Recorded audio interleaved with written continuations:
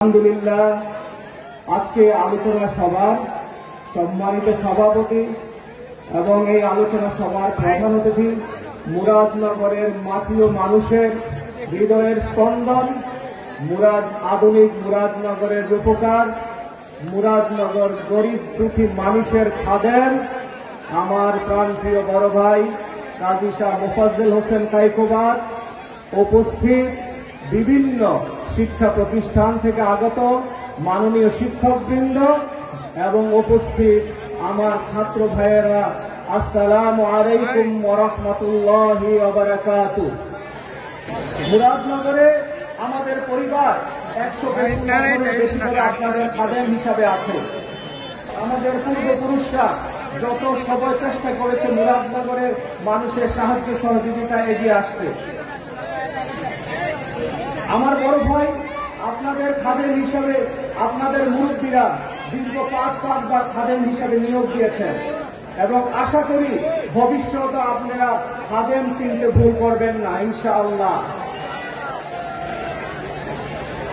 উন্নয়নের কথা বলতে হলে হয়তো আপনাদের বাপদাদারা আপনাদের এই খাদেমের উন্নয়ন সচক্ষে দেখেছেন, কিন্তু এই উন্নয়ন যে আপনাদের জীবনে প্রত্যেকটা ক্ষেত্রে প্রতিফলন ঘটাচ্ছে তার প্রমাণ আমি আপনাদেরকে দিচ্ছি।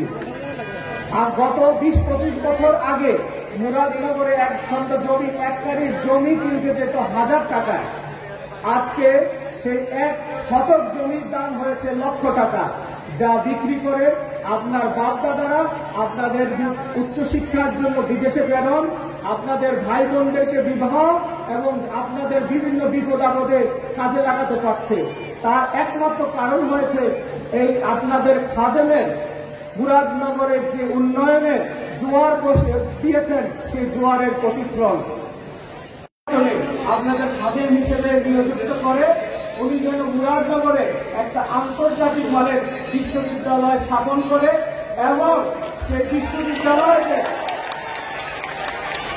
বিশ্ববিদ্যালয় মান এতই হবে যে ইনশাআল্লাহ বিদেশ থেকে ওখানে পড়তে আসবে। আমার দ্বিতীয় অনুরোধটা হল মুরাদনগরে একটা আন্তর্জাতিক মানের মেডিকেল কলেজ স্থাপন করা। যদি সুযোগ হয় ইনশাআল্লাহ যদি সুযোগ দেয় আমাদের আপনার খাদেম যেন এই জিনিসটা চিন্তা করে। ওয়াদাটা কোনো রাজনৈতিক না, ওয়াদাটা কোনো কারোর পক্ষে দেওয়া না, এই ওয়াদাটা হবে আপনার দুনিয়া ও আখিরাতের সম্পর্ক। আপনার রাজি আছেন ওয়াদা করতে? প্রথম ওয়াদা হলো বাপ মায়ের অবাধ্য হব না,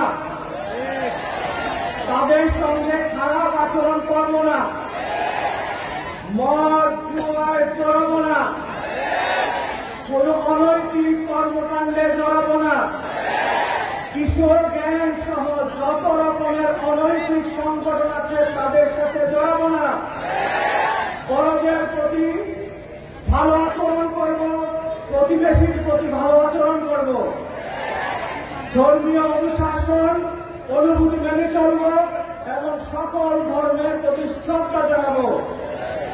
এই প্রতিজ্ঞাগুলো যদি আমরা সবাই মেনে চলি তাহলে আমাদের জীবনের দুনিয়া ও আখিরাতের জীবন কল্যাণময় হবে ইনশাআল্লাহ। পরিশেষে আপনাদের মনোযোগ এবং আপনাদের সবাইকে ধন্যবাদ। আমার কথা যদি কারোর কোনো মনে কষ্ট পেয়ে থাকে, আমার কথা যদি কোনো ভুল হয়ে থাকে সবাই সুন্দর দৃষ্টিতে দেখবেন। আসসালামু আলাইকুম ওয়া রাহমাতুল্লাহি ওয়া বারাকাতুহু।